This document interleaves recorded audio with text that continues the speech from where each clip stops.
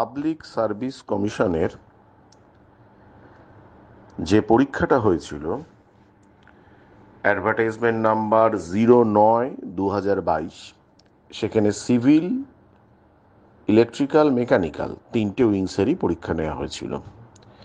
একটা সমস্যার ব্যাপার ছিল যে রেজাল্ট কবে আউট হবে এই নিয়ে একটা টানপোড়েন চলছিল, কিন্তু আমি আমার আগের যে ক্লাসেসগুলোতে তাতেও বলেছি যে ইলেকশনটা একটা বড় ফ্যাক্টর, ইলেকশনটা মিটলে কিন্তু রেজাল্টটা বেরোবে। দেখো, সেইভাবে কিন্তু একদম 25 তারিখে ইলেকট্রিক্যালের রেজাল্টটা বেরিয়ে গেল, আর 27 জুন ঠিক তার দুদিনের মাথায়, একদিন বাদ দিয়ে তার পরের দিনই কিন্তু মেকানিক্যালের রেজাল্টটাও বেরিয়ে গেল। ঠিক আছে, এইবার কিন্তু সিভিলের পালা। যারা সিভিল আছো এবং যারা পরীক্ষা দিয়েছো, তোমরা সবাই জানো এই পরীক্ষাটার গুরুত্ব এবং এই পরীক্ষাটার মূল্য। মানে আমি বারবার যেটা বলি যে লাইনের এপার আর ওপার, বা সুতোর এপার আর ওপার, সুতোর ওপারে গেলেই তুমি খুব ভালো, সব কিছু তোমার, আর সুতোর এপারে গেলে আবার তোমাকে রিস্টার্ট বা রিট্রাই তোমায় করতে হবে। তো এই জায়গায় সিভিলের রেজাল্ট কিন্তু ভীষণ আসন্ন, ফলে তোমাদের নিশ্চয়ই হার্টবিট সবারই বেড়ে গেছে।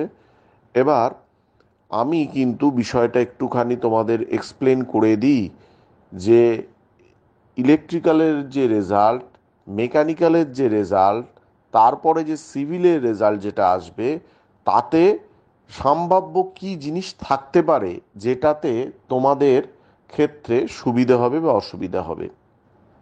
দেখো, পলিসি তো আমরা কেউ নির্ধারণ করি না, পলিসি সরকার নির্ধারণ করে। এবার আমি এর আগেও বলেছিলাম যে সিট রিজার্ভেশনের ক্ষেত্রে কোনো সিট যদি ডি রিজার্ভড হয়, তাহলে সেই সিটটা আমি আনরিজার্ভে আমার চলে যেতে পারে। মানে এটা তুমি যদি পূর্বতন যে ক্লাসেসগুলো দেখো, তাতে আমি কিন্তু বলেছি যে কোনো সিট যদি ডি রিজার্ভড হয়, ধরা গেল আমাদের তো এবারে ABCD 4টে ক্যাটাগরি দিয়েছে আমাদের হ্যান্ডিক্যাপ বা আমাদের আদার অ্যাবিলিটি সেকশনে। তো সেইখানে কিন্তু যদি সেই পরিমাণ ছেলে মেয়ে না পাওয়া যায়, তাহলে কিন্তু সেই সিটটা ডি রিজার্ভড হবে। অলরেডি এর আগের বছরে যে রেজাল্টটা বেরিয়েছিল, সেই রেজাল্টটার দিকে দেখলে দেখা যাবে যে ওই ক্যাটাগরির কিন্তু প্রায় আটটা আটটা আটটা করে যদি সিট থাকে, প্রত্যেকটা ক্ষেত্রে কিন্তু চারটে চারটে চারটে করে সিট ডি রিজার্ভড হয়েছিল। মানে আমার আনরিজার্ভ সিটের সংখ্যা কিন্তু বেড়েছিল। ঠিক আছে, একইভাবে যদি আমি SC বা ST ক্যাটাগরির ক্ষেত্রেও কি হয়, আমার যদি যে পরিমাণ ছেলে বা মেয়ে পাওয়ার কথা, সেই পরিমাণ ছেলে মেয়ে যদি আমার না পাওয়া যায়, তখন যদি ডিপার্টমেন্টকে বলা হয়, ডিপার্টমেন্ট চাইলে কিন্তু এই seat reservation SC ST category বা OBC A ক্যাটাগরিতে যদি, বা OBC B ক্যাটাগরিতে আবার যদি থাকে, সেইখানে কিন্তু করতে পারে। এইবার যে এই যে সিট ডি রিজার্ভেশন, এই ক্যাটাগরিতে কি হয়, তোমাদের পরীক্ষাটা হলো, পরীক্ষা হওয়ার পরে রেজাল্ট বেরোলো, তোমরা ইন্টারভিউ দিলে, ইন্টারভিউ প্যানেল রেডি হলো, ইন্টারভিউ প্যানেল রেডি হওয়ার পর ইন্টারভিউ প্যানেলের যা টোটাল তথ্যটা কিন্তু ডিপার্টমেন্টের সঙ্গে PSC একটা যোগাযোগ করলো যে আমার এতগুলো এতগুলো সিট আছে, কিন্তু SC ST-তে এতগুলো আমার এখনো ছেলে দরকার, আমি কিন্তু এখন অবধি পাইনি। ডিপার্টমেন্ট চাইলে যদি সিট ডি রিজার্ভ করে, তাহলে কিন্তু সেটা আনরিজার্ভের সিটের সংখ্যা বাড়াতে পারে। কিন্তু এটা সম্পূর্ণ ডিপার্টমেন্টের ব্যাপার, কারণ যে পরিমাণ সিট ডি রিজার্ভেশন করা হবে, ধরা গেল যে শিডিউল কাস্ট বা শিডিউল ট্রাইবে যে পরিমাণ সিট আছে, সেই সিটের থেকে আমি SC-তে 50টা সিট ডি রিজার্ভ করলাম, আর ST-তে 60টা সিট ডি রিজার্ভ করলাম, তারপরে 50 + 60 110। এই 110টা সিট কিন্তু আমাকে আবার পরের বছরে কিন্তু আনরিজার্ভ থেকে কেটে আবার এইখানে কিন্তু দিতে হবে। ফলে এই একটা ঝামেলার ব্যাপার থাকে। ফলে এটা কি করবে সেটা ডিপার্টমেন্টের ব্যাপার। তবে সাধারণভাবেই আমাদের যে আদার অ্যাবিলিটি ডিপার্টমেন্টগুলো এটা ধরে রাখো যে আমরা যে আটটা আটটা আটটা করে সিট আছে, তো সেই সিট জায়গাগুলোতে কিছু ডি রিজার্ভড হবে, কারণ বিভিন্ন ক্যাটাগরিতে এত পাওয়া যাবে না। ফলে আনরিজার্ভ সিটের সংখ্যা কিন্তু যখন রেজাল্ট বেরোবে তখন কিন্তু এবার বেশি একটু হবে। এবার আসি যে এবারে অন্যান্য বছরের রেজাল্টের তুলনায় একটা নতুন জিনিস ইনক্লুড করেছে, এসটিডি, আর তার নামের পাশে আর। কি ব্যাপারটা? এসটিডি হচ্ছে স্ট্যান্ডার্ড, আর নামের পাশে আর। যদি দেখো যে যে কটা রিজার্ভ সিট আছে সেই রিজার্ভ সিটের নামের পাশে কিন্তু আর কথাটা লেখা আছে। এই আর বিষয়টা কি? আর বিষয়টা হচ্ছে যে এখানে ওরা যেটা বলতে চাইছে রিল্যাক্সড। মানে কি রিল্যাক্সড? মানে কি, মানে আমার হয়েই গেছে আমি রিল্যাক্স করব, এরম ব্যাপার না। ব্যাপারটা তা নয়, ঠিক তার উল্টো। কিরকম? দেখো, যেটা আর বলছে, আর মানে বলছে কিন্তু আমি যতটুকু বুঝতে পেরেছি পুরো ব্যাপারটাতে, আর মানে হচ্ছে রিল্যাক্সড। রিল্যাক্সড মানে হচ্ছে যে ধরো আমি এখানে একটা আনরিজার্ভ ক্যাটাগরিতে আমায় বলা হলো 140 হচ্ছে আমার কাট অফ মার্কস, আর এসসির ক্ষেত্রে বলা হলো 130 হচ্ছে কাট অফ মার্কস। ক্লিয়ার? তাহলে যদি একটি ছেলে বা একটি মেয়ে 132 পায় এসসি ক্যাটাগরিতে বা এসটি ক্যাটাগরিতে, তাহলে 132 যদি সে এসসি ক্যাটাগরিতে পেল, সে কিন্তু হয়ে গেল কি এসসি ক্যাটাগরির আন্ডারে সে কিন্তু রিটিনে চান্সটা পেল। তার নামের পাশে চলে আসবে আর। এসসি ক্যাটাগরির নামের পাশে চলে আসবে আর, মানে সে এসসি ক্যাটাগরি দিয়েই কিন্তু 132টা পেয়েছে। আর ধরো একটা এসসি ক্যান্ডিডেট, সে কিন্তু পেয়ে গেছে 160, তার মানে সে কিন্তু আনরিজার্ভ ক্যাটাগরিতে অলরেডি সে ঢুকে বসে আছে। সে এসসি হলেও সে কিন্তু আনরিজার্ভে ঢুকে গেছে, তার নামের পাশে কিন্তু আর নেই। এইবার আর মানে যে রিল্যাক্সড, রিল্যাক্স ব্যাপারটা হচ্ছে কিন্তু এবারে কি হচ্ছে, এবারে কিন্তু আমার যতটুকু জানা যে ইন্টারভিউতে কিন্তু কাট অফ মার্কস সেভাবে নেই।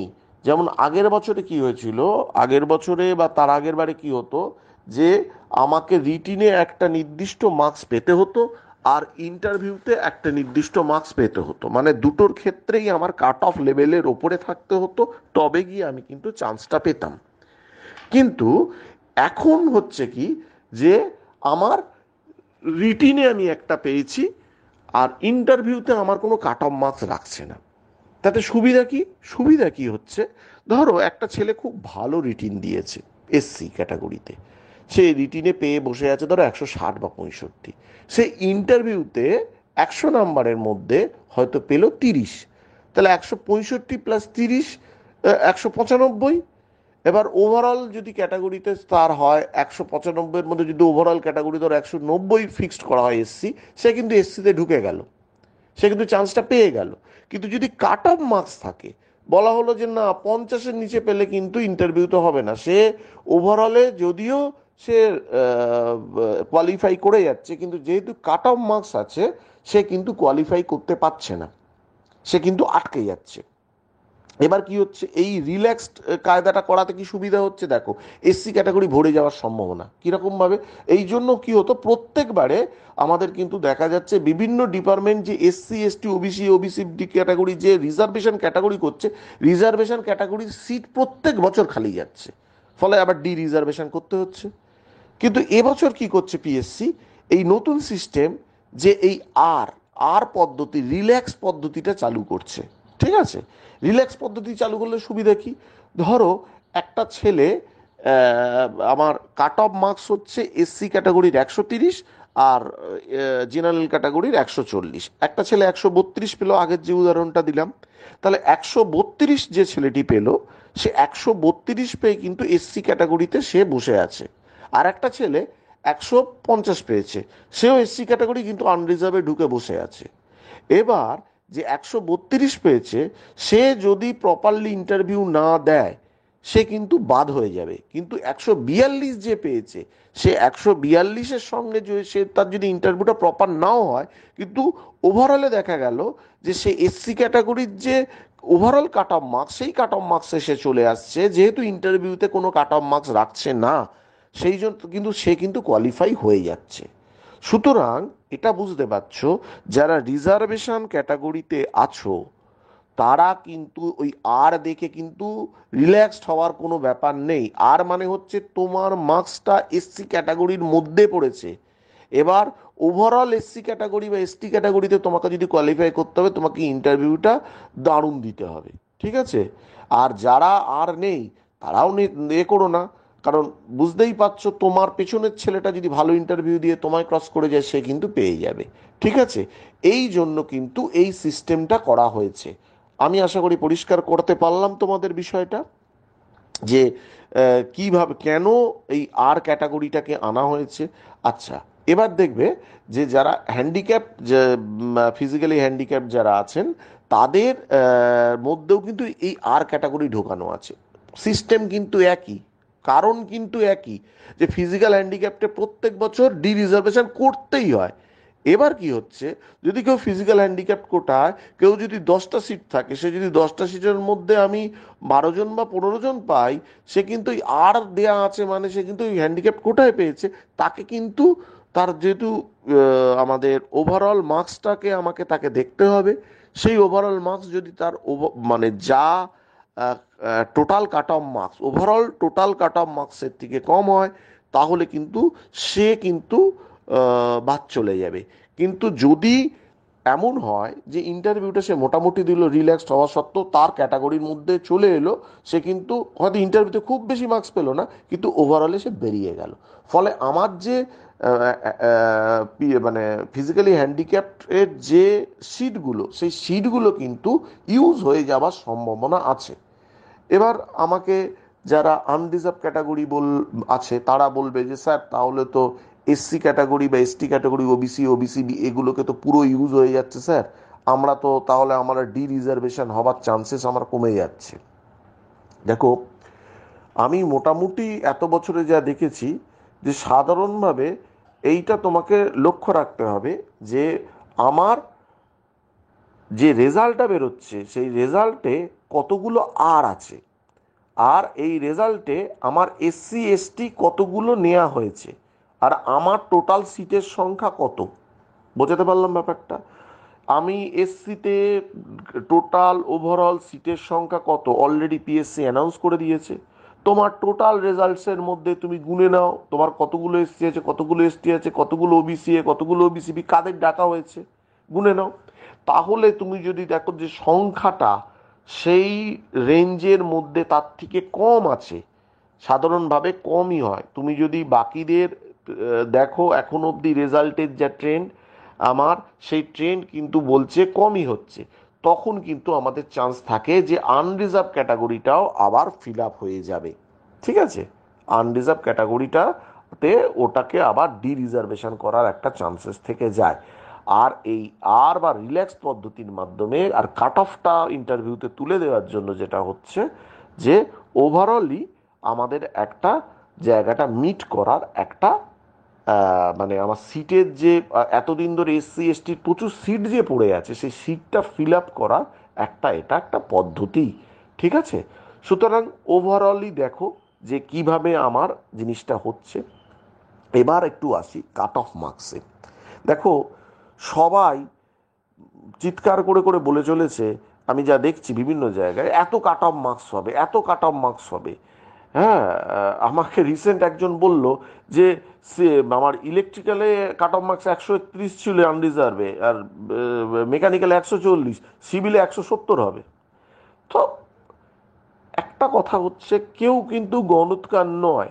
কাট অফ মার্কসটা কিসের ওপরে নির্ভর করে? কাট অফ মার্কসটা কিন্তু নির্ভর করছে যে আমার 1,000 ছেলের মধ্যে 1,000 ছেলে যে অ্যাভারেজ পরীক্ষা দিয়েছে, সেই তার পরীক্ষা স্ট্যান্ডার্ডের ওপরে। এবারে যদিও পরীক্ষাটা ওভারঅল সবাই ভালো দিয়েছো, সুতরাং এই কাট অফ মার্কস নিয়ে কিন্তু ভবিষ্যৎবাণী মানে আমি অন্তত করতে পারি না, মানে আমার বিদ্যাতে ওই কোলায় না, আমার ওই গণৎকারের ওই বিদ্যা আমার জানা নেই, সুতরাং তোমাদের অপেক্ষা করতে হবে আর কয়েকটা দিনের জন্য। আমার কাছে যতটুকু ইনফরমেশান বিভিন্ন দিক থেকে, যে জুলাই মাসে হয়তো হতে পারে, তোমার জুলাই মাসের মানে ফার্স্ট উইকের মধ্যে তোমাদের কিন্তু সিভিলের রেজাল্ট হতে পারে। দেখো, রেজাল্ট কিন্তু অলরেডি মেড, রেজাল্ট তৈরি হয়ে গেছে। এইবার তার সেই দপ্তরের অ্যাপ্রুভাল, দপ্তর মানে হচ্ছে পিএসসি, যে তাদের যারা আছেন তাদের যে অ্যাপ্রুভাল, সেই অ্যাপ্রুভালের বেসে কিন্তু আমরা বলতে পারি যে রেজাল্টটা আমার কবে পাবলিশড হবে। রেজাল্ট কিন্তু রেডি, এটা তুমি একদম নিশ্চিত জেনে রাখো, একদম নাম ফাম দিয়ে রেডি হয়ে আছে। হ্যাঁ, মিস্টার এক্স বা মিস্টার ওয়াই, তার নাম আছে কিনা তাদের কাছে অলরেডি আছে। সুতরাং ওয়েট করো, এবার হতে পারে হয়তো এই মাসের শেষেও বেরোতে পারে, বা আমি যতটুকু এখন অবধি শুনেছি যে সিভিলের ক্ষেত্রে, সিভিলের যেহেতু ছাত্রছাত্রীর সংখ্যা অনেক বেশি, সুতরাং ওদের কিন্তু রিভিউ পার্টটা অনেক বেশি করে করতে হচ্ছে rather than mechanical and electrical. ঠিক আছে, সুতরাং আমি তোমাদের বলবো একটু ওয়েট করে যাও। আর একটা কথা বলি, দেখবে কমেন্ট সেকশনে বা বিভিন্ন জায়গায় একটা কথা বিভিন্ন জায়গায় হয় যে পিএসসিতে আমরা ডেপুটেশন দেব, পিএসসি বিল্ডিংয়ে গিয়ে আমরা কথা বলবো, পিএসসি বিল্ডিংয়ে গিয়ে আমরা এটাকে একটা ফয়সলা করব। তোমাদের পিএসসি বিল্ডিংয়ে গিয়ে যাদের সাথে কথা বলো বা যারা বলে তোমাদের, আমার মনে হয় না কেউ তোমাদের ওইভাবে 100% ইনফরমেশনটা দেবেন, কারণ তারাও বেশ কিছু প্রোটোকলের মধ্যেই আছে। তারা তোমাদের ক্ষোভটাকে প্রশমিত করার চেষ্টা করছে। দেখো, এটা প্রতি বছর হয়, আমি প্রতি বছর পিএসসির সময় আমি দেখি আমাদের যখন রেজাল্ট বেরোতে প্রবলেম হয় বা কোনো কিছু হয়, তুমি চিঠি দিচ্ছ, দিচ্ছ, ওটাই সার। কিন্তু একটা কথা বলবো, ওরা ওদের যে ডিউ ডেট বা ওরা দে আর ভেরি প্রফেশনাল, তারা কিন্তু এই ইনস্টিটিউট বছরের পর বছর এরা কিন্তু পরীক্ষা কন্ডাক্ট করে যাচ্ছে। এবং একটা পরীক্ষা ভেবো না, শুধুমাত্র ভেবো না যে যেই এক্সাম, তারা যেই ডাব্লিউবিসি সব করে। ফলে এই হাই প্রোফাইল এক্সামগুলো তারা যখন করে, এত ছেলে নিয়ে তারা ডিল করে, তাদের কিন্তু একটা নির্দিষ্ট মেথডোলজি আছে। দেখো, man will not work, system will work. মানুষ কর্ণ কাজ করে না, সিস্টেমের মধ্যে থেকে কিন্তু সেই সিস্টেমটাই তোমাকে কাজ করিয়ে নেয়। এটাই কিন্তু ম্যানেজমেন্টাল পলিসি। এবং আমি তোমাকে বলছি, একটা সময় ছিল যখন আমাদের এই ওএমআর শিটগুলো ওই স্টেনসিলস বসিয়ে দেখা হতো, এখন কিন্তু সেগুলো নয়। এখন তোমার ওএমআর শিট তুমি যা করেছো বাবা, সেই জিনিসটা একদম তোমার মেশিনে দিয়ে দিচ্ছে, স্ক্যান করে কিন্তু সে কিন্তু মার্কস দিয়ে দিচ্ছে। ভুল হবার জায়গা কিন্তু পিএসসিতে অনেক কম। আমরা যতই ভুলভাল ভাবি যে আমার এখানে কোনো কারচুপি হতে পারে, আমার যত বা অন্য কিছু হতে পারে, আমি যতটুকু জানি, এত বছর পড়িয়ে আমার যতটুকু অভিজ্ঞতা, পিএসসি কিন্তু অত্যন্ত ভালো একটি জায়গা যেখানে এই ধরনের জিনিস হওয়ার চান্সেস নেই। ফলে নিশ্চিন্ত মনে থাকো, যে গরিব ছেলে বা কষ্ট করে তুমি পড়েছো, সে কিন্তু যদি প্রপার পরীক্ষা দাও, অবশ্যই রেজাল্ট ঠিক পাবে। এই নিয়ে কোনো সন্দেহ আমার মনে অন্তত নেই। কারণ দেখো, আমি বছরের পর বছর এই কাজটা আমি করে আসছি, আমি দেখেছি ছেলে মেয়েদের খুব কাছ থেকে, যে একদম পিছিয়ে পড়ে, সে মনে করছে আমার হবে না। আমরা অজুহাত খুঁজবো না। হ্যাঁ, আমার কিছু ভুল আছে। দেখো, ওএমআর শিট ফিল আপ করতে অনেক সময় আমরা ভুল করে ফেলি। আমি ভাবছি এটা ওএমআর শিট, আমি অনেক সময় গোল দিতে গিয়ে ভুল করে ফেলি। আমি অনেক সময় নাম রোল নাম্বার দিতে গিয়ে ভুল করে ফেলি, ওএমআর শিট কেটে ফেলি। এবার তুমি যদি বলো আমি তো 180 পাওয়ার মতো পরীক্ষা দিয়েছি, কিন্তু আমি নামটাই ঠিক করে লিখলাম না, রোল নাম্বারটাই ভুল করেছি, আমি কাটাকুটি করে ফেলেছি, এটা তো কারোর মানে কনসিডারেশনে হচ্ছে না। এই ব্যাপারগুলো কিন্তু পুরোটাই ওভারঅল একটা মেকানিক্যাল প্রসেসে হচ্ছে। সুতরাং তোমাকে কেউ যদি বলে, সুতরাং আমি বারংবার বলেছিলাম পরীক্ষার আগে যে যেভাবে করবে OMR sheet properly fill up করবে, সময় নাও, আমি দুটো প্রশ্ন কম লিখলাম, নো ইস্যু, কিন্তু আমি আমার নাম রোল নাম্বার প্রপার লিখলাম, এগুলোকে দেখতে হবে। সো কোনো চিন্তা করো না, তোমাদের হার্টবিট যেরকম বাড়ছে তোমার সঙ্গে আমারও বাড়ছে। আমিও চাই যে আমার স্টুডেন্ট যারা আছো, তোমরা সবাই যারা আছো, তোমাদের ম্যাক্সিমাম যারা ভালো পরীক্ষা দিয়েছো, যারা ডিজার্ভ ক্যান্ডিডেট, তারা পাও। এবারে কিন্তু আমি তোমাদের পিএসসি নতুন সিস্টেমটা নিয়ে একটু আলোচনা করলাম, যে এই রিজার্ভ, এই রিল্যাক্সড আর এবং স্ট্যান্ডার্ড আর বা পিডব্লিউডি আর, এগুলো কিভাবে কাজ করে। আশা করি তোমরা এটাতে উপকৃত হয়েছো। হ্যাঁ, ওয়েট করো আর কয়েকটা দিন, সিভিলের রেজাল্ট আসন্ন। আর আমার ক্লাসেসগুলো ফলো করতে পারো যদি তোমরা প্রয়োজন মনে করো, কারণ আমি সেই প্রশ্নগুলোই কিন্তু তোমাদের কাছে রাখি বা সেই প্রশ্নগুলোই তোমাদের কাছে দিই, যেটা আগের ইয়ারগুলোতে ইন্টারভিউয়াররা জিজ্ঞেস করে। এবার অনেকে বলে যে পিএসসির নিজস্ব বডি থাকে যারা এসে ইন্টারভিউ নেয়। দেখো, পিএসসির ইন্টারভিউতে কিন্তু চেয়ারম্যান সাহেব থাকবেন সাধারণভাবে, বা ওই পদাধিকারী থাকবেন, তিনি কিছু নন টেকনিক্যাল প্রশ্ন জিজ্ঞেস করবেন, যেমন তোমার বাড়ি কোথায়, কোথায় আছো, কেন আসছো, পিএসসি কেন, হ্যাঁ, বা তুমি তোমার জেনারেল, তুমি কীরকমভাবে নিজেকে ভাবছো যে আমি এখানে চান্স পেলে কি হবে, তোমাকে যদি আজকে তোমার বাড়িতে কে কে আছে, তুমি হয়তো বললে আমার বাড়িতে সবাই এরকম, অনেকেই ডিপেন্ডেন্ট আছে, এরকম যদি হয়, তোমার যদি পোস্টিং জলপাইগুড়িতে হয়, তোমার যদি পোস্টিং প্রত্যন্ত কোনো জায়গায় হয়, তুমি কি যাবে নাকি তুমি সিটটা ছেড়ে দেবে, পরবর্তীকালে তুমি যদি সেন্ট্রাল গভর্নমেন্টে পাও সেইটাতে কি তুমি যাবে, এই ধরনের প্রশ্ন উনি করেন। তাহলে কি পিসিএসসির এটা ছেড়ে দেবে, তাহলে আমার সিটটা নষ্ট হবে, এই ধরনের প্রশ্ন কিন্তু উনি করেন। বাকি সাধারণভাবে কোনো এক কলেজের, সে যাদবপুর হতে পারে, শিবপুর হতে পারে, আইআইটি খড়গপুর হতে পারে, মানে ওয়েস্ট বেঙ্গলের মধ্যে কোনো একটি জায়গার কোনো প্রফেসর থাকবেন। আর ডিপার্টমেন্ট, যে ডিপার্টমেন্ট নেয় সেই ডিপার্টমেন্টের কিছু মানুষ থাকেন যারা এইগুলো করেন, এবং পিএসসি নিজস্ব দু একজন থাকেন। সুতরাং বুঝতে পারছো, বোর্ডটা এইভাবে ওনারা সাজায়।